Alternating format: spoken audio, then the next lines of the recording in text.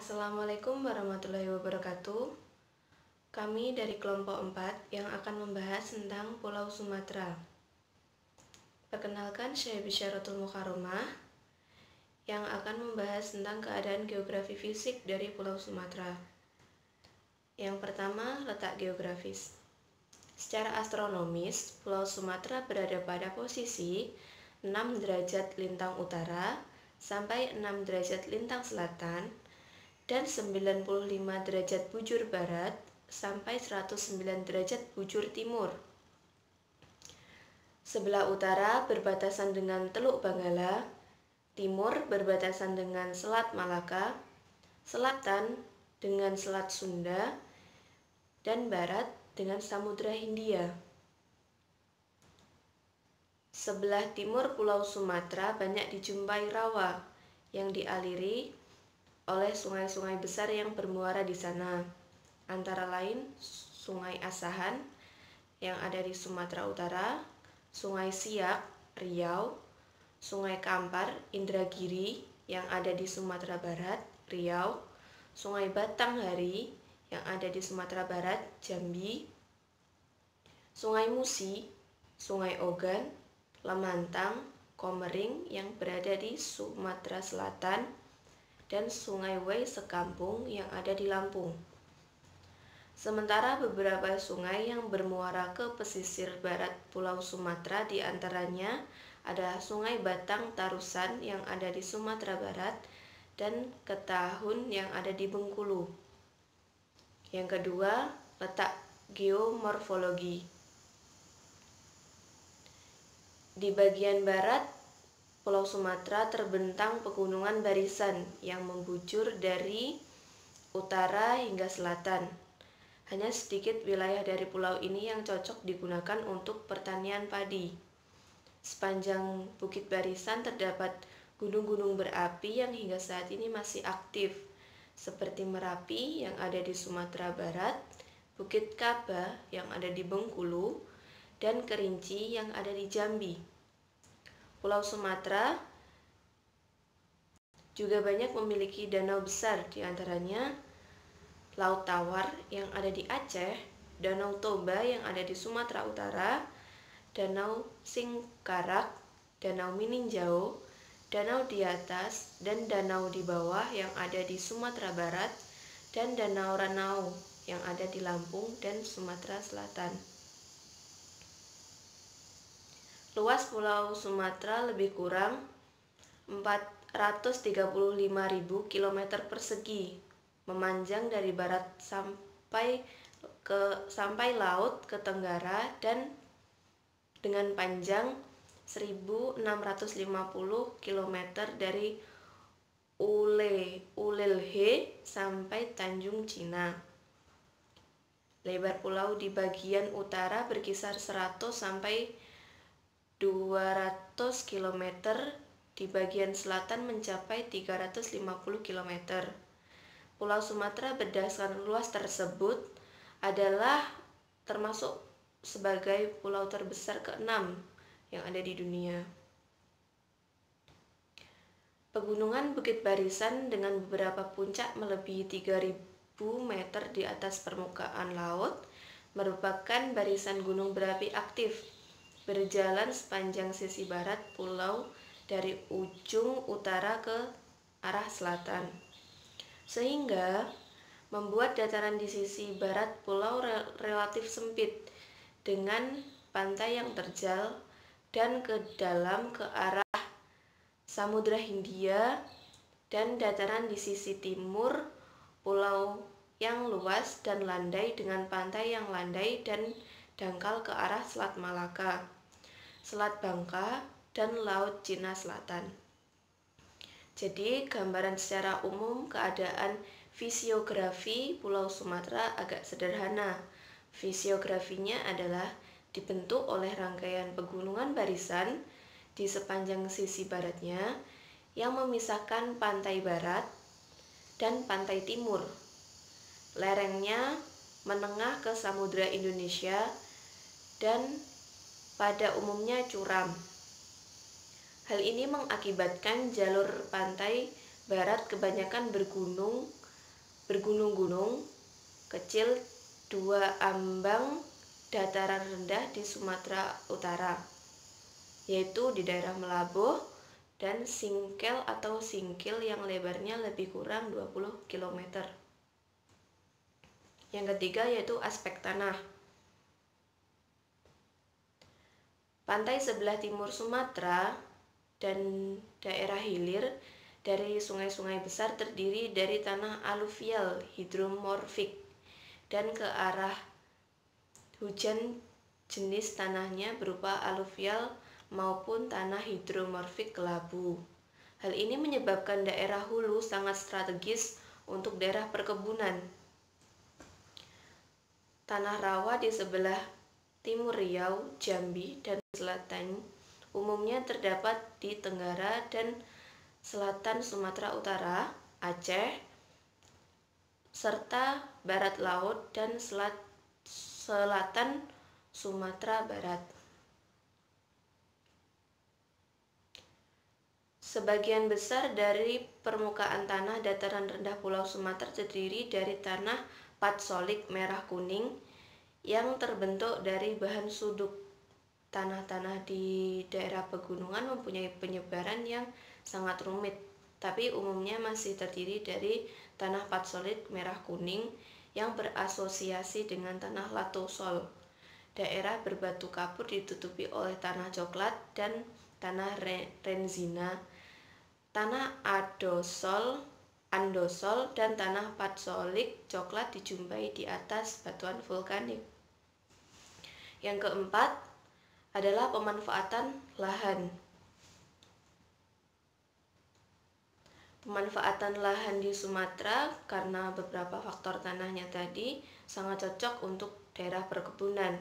Beberapa komoditas penting yang ditanam dari Pulau Sumatera adalah kelapa sawit yang luasnya mencapai 7,1 juta hektar, karet mencapai 2,56 juta hektar, kelapa 1,14 juta hektar, kopi 774.000 hektar, tebu 148,4 ribu hektar, teh 156.000 hektar, dan tembakau 5.700 hektar.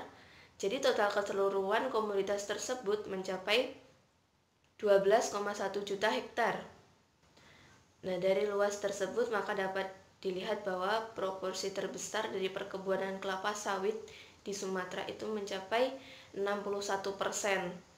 Diikuti perkebunan karet sebesar 22%, kelapa 10%, kopi 6%, tebu 1%, dan perkebunan teh 0,1%.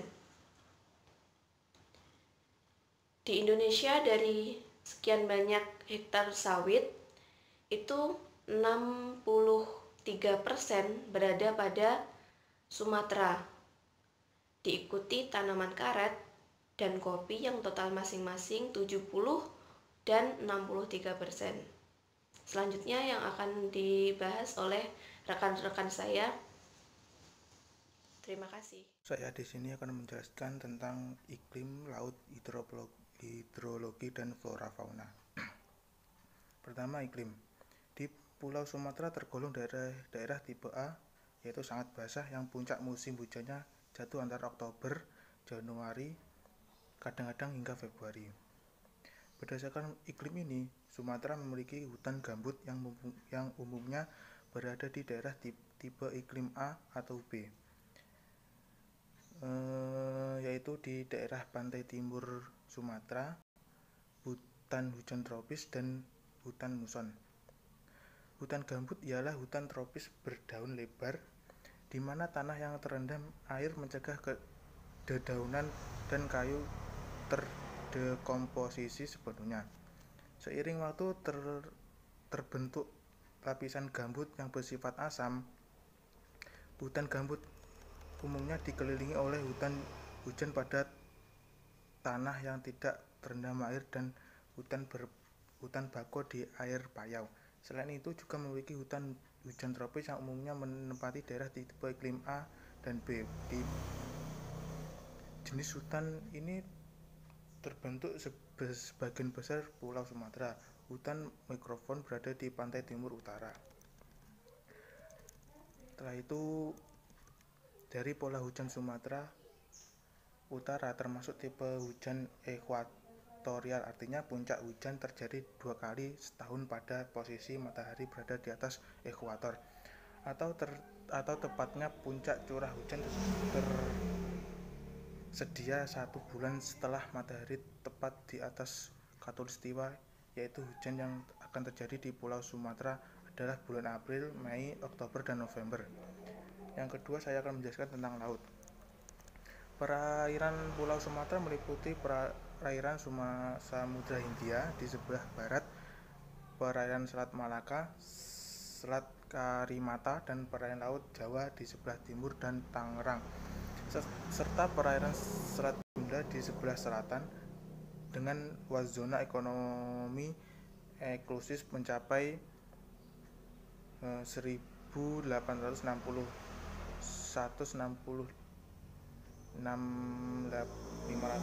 km dan panjang garisnya pantai 2.420.357 km. Sektor kelautan dari perikanan sangatlah bernilai bagi masyarakat pesisir. Keadaan ekosistem biota laut di wilayah perairan Sumatera kebanyakan biota terjaga dengan baik. Tapi keadaan terumbu karang di perairan laut Sumatera Barat semakin mengkhawatirkan. Kini hanya 25% terumbu karang yang masih dalam kondisi baik, sedangkan sisanya 75% mengalami kerusakan. Salah satunya penyebab kerokan tersebut dipicu coral bleaching atau pemutihan karang yang terjadi akibat naiknya suhu air laut pada tahun 2015 sampai 2016 lalu. Yang ketiga, menjelaskan tentang hidrologi. Pulau Sumatera memiliki potensi sumber daya air yang sangat besar, baik potensi air permukaan seperti sungai waduk dan perairan laut maupun potensi air tanah. Di Pulau Sumatera mengalami sungai-sungai besar maupun kecil yang bermuara ke Selat Malaka maupun ke Samudra Hindia. Di pulau tersebut juga terdapat danau-danau yang terbesar di setiap provinsinya, seperti yang ada pada Provinsi Sumatera Barat. Di sana terdapat 5 buah danau, yaitu Danau Maninja, Danau Singkarak, dan danau di atas dan danau di bawah. Kualitas air tanah yang ada di Pulau Sumatera cukup besar. Hal ini sangat berpengaruh oleh jumlah hujan yang relatif tinggi, yaitu lebih dari 2.500 mm. Jadi curah hujan kayak banyak dan keadaan tanah yang mendukung menyebabkan keadaan akuifer mudah ditemukan di hampir semua wilayah Pulau Sumatera. Kondisi yang dapat dikembangkan dengan kondisi hidrologi tersebut antara lain: Sumatera memilih banyak teluk dan dimanfaatkan sebagai tempat pelabuhan. Sungai yang banyak dan besar dapat dimanfaatkan sebagai alat transportasi sungai, pembangkit listrik, juga industri perikanan. Banyak danau besar dapat dimanfaatkan sebagai tempat rekreasi maupun pembangkit listrik. Setelah itu, flora fauna. Sumatera termasuk dalam tipe hutan hujan tropis yang hidup sepanjang tahun, dan tipe flora di Sumatera termasuk keadaan flora asiatis. Flora asiatis merupakan sebuah hutan tropis yang di dalamnya hidup pohon meranti, kamper, keruing, serta mahoni. Antara lokasi peralihan dibatasi oleh garis Wallace. Flora asiatis yang terdiri di Pulau Sumatera terdiri atas rotan, kayu jati, beringin, pakis-pakisan, akasia, pohon durian, pohon kesambi, cemara, pohon pinus, pohon damar, pohon ulin, pohon gaharu buaya, bunga edelweiss, dan Rafflesia arnoldii. Sumatera termasuk ke dalam wilayah asiatis. Jenisnya antara lain mamalia, salah satunya harimau Sumatera, reptil salah satunya penyu hijau, dan berbagai jenis ikan dan tumbuhan yang lain. Selanjutnya, ekosistem alam pantai, sungai, rawa, danau, dan pegunungan di Pulau Sumatera.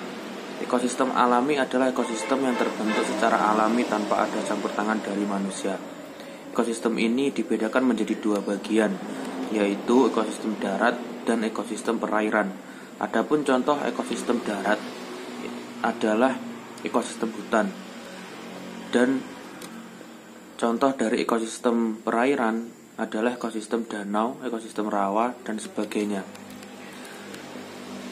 Ekosistem pantai adalah sebuah bentuk geografis yang terdiri dari dan terdapat di daerah pesisir laut. Daerah pantai menjadi batas antara daratan dan perairan laut. Panjang garis pantai ini diukur mengelilingi seluruh pantai yang merupakan daerah teritorial suatu negara. Indonesia sebagai negara kepulauan yang banyak memiliki pantai indah dan menakjubkan, terutama Pulau Sumatera, yang mulai dari pantai Lampuk di Aceh hingga Pasir Putih di Lampung. Ekosistem sungai. Sungai adalah aliran air besar dan memanjang yang mengalir terus-menerus dari hulu menuju hilir. Adapun sungai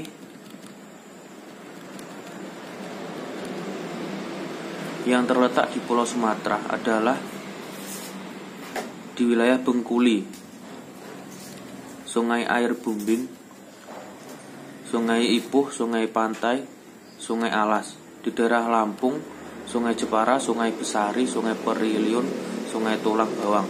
Di daerah Nat, Sungai Gumpang, Sungai Cunda, Sungai Kruet, Sungai Alas.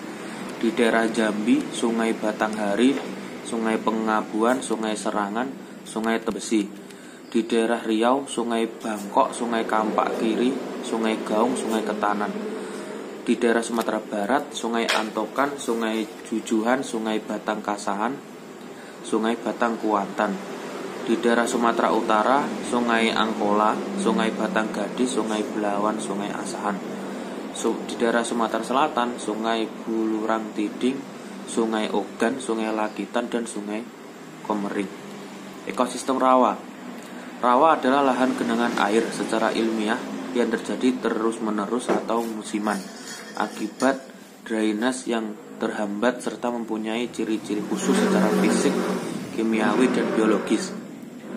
Di Pulau Sumatera, sebaran lahan rawa dominan berada di daratan rendah sepanjang pantai timur, terutama di Riau, Sumatera Selatan, dan Jambi, serta dalam skala sempit di Lampung dan Sumatera Utara.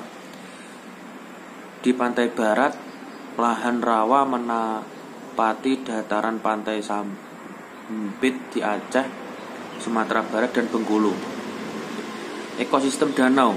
Danau adalah sejumlah air tawar atau asin yang mana terakumulasi di suatu tempat yang cukup luas, yang dapat terjadi karena mencairnya gletser, aliran sungai, atau karena adanya mata air.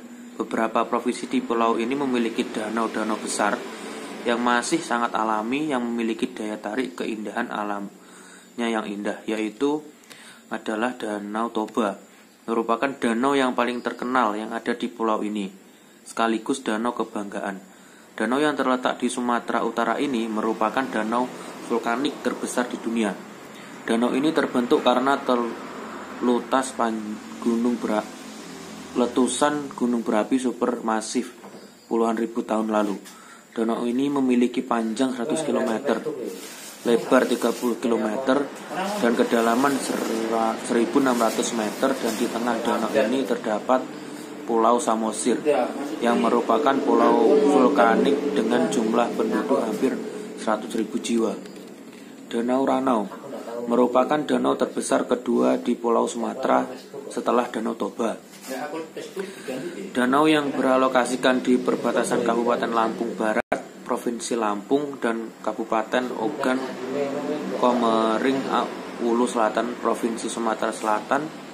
Danau ini tercipta karena gempa besar dan letusan vulkanik dari gunung berapi yang membuat terbentuknya cekungan besar. Danau ini terletak di kawasan perbukitan yang berlembah, sehingga memiliki suhu yang sejuk seperti Danau Toba. Di tengah Danau Ranau juga ada pulau dan diberi nama Pulau Marisi. Danau Singkarak membentang di 2 kabupaten di Sumatera Barat, yaitu Kabupaten Solok dan Kabupaten Tanah Datar. Luas danau ini adalah 107,8 km persegi. Danau ini merupakan hulu dari Batang Ombilin. Sebagai air danau ini dialirkan melalui terowongan menembus Bukit Barisan ke Batang Anai untuk menggerakkan generator PLTA Singkarak. Danau ini terbentuk dari proses tektonik yang dipengaruhi sesar Sumatera. Saking indahnya, kawasan danau ini juga dijadikan sebagai salah satu rute balap sepeda terkenal, Tour de Singkarak. Danau Kerinci terletak di Provinsi Jambi, tepatnya di 2 wilayah kecamatan, yaitu Kecamatan Keliling Danau dan Kecamatan Danau Kerinci.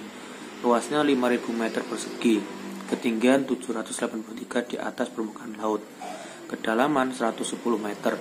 Danau Kerinci merupakan danau vulkanik dan terletak di kaki Gunung Roya dan merupakan danau terbesar yang ada di Kabupaten Kerinci. Danau Laut Tawar terletak di daratan tinggi Gayo, Kabupaten Aceh Tengah, Provinsi Aceh. Danau tektonik vulkanik ini memiliki luas 5.472 hektar dengan panjang 17 km dan lebar 3.219 km. Danau Laut Tawar memiliki keindahan alam yang tak terlukiskan dengan kata-kata. Danau ini juga memiliki kekayaan luar biasa. Ada 30 jenis ikan yang hidup di danau ini. Ekosistem pegunungan. Pegunungan atau disebut juga barisan dan panjaran merupakan suatu area geografis dengan gunung-gunung yang terkait secara geologis yang membentuk suatu jajaran atau rantai. Pegunungan biasanya terbentuk dari pergerakan lempeng tektonik melalui sederetan proses.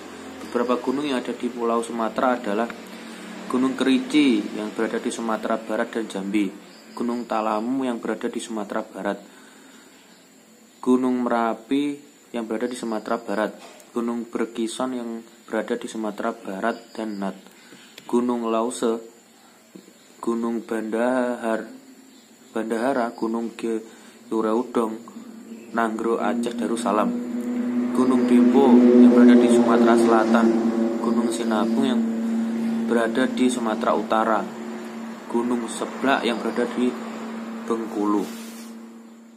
Saya Winanda Apriliani. Saya di sini akan menjelaskan persebaran penduduk di Pulau Sumatera. Jumlah penduduk di Pulau Sumatera yaitu sebanyak 52.210.926.000 orang per 2010, sedangkan kepadatan penduduk 96 km. Jumlah penduduk Sumatera merupakan jumlah terbesar kedua setelah Pulau Jawa, yakni mengisi 21,31% dari 100% jumlah penduduk Indonesia. Secara umum, Pulau Sumatera dihuni oleh bangsa Melayu yang terbagi atas berbagai suku. Pulau Sumatera mayoritas beragama Islam, sebagian kecil merupakan beragama Protestan, terutama di wilayah Tapanuli, Sumatera Utara, di wilayah seperti Medan, Pekanbaru, dan Palembang. Dan selanjutnya saya akan menjelaskan dengan pemanfaatan sumber daya alam. Yang pertama yaitu Sumatera Selatan. Provinsi Sumatera Selatan memiliki potensi sumber daya alam yaitu kayu karet, di mana pemaparannya digunakan sebagai substitusi kayu hutan alam. Yang kedua, Sumatera Utara.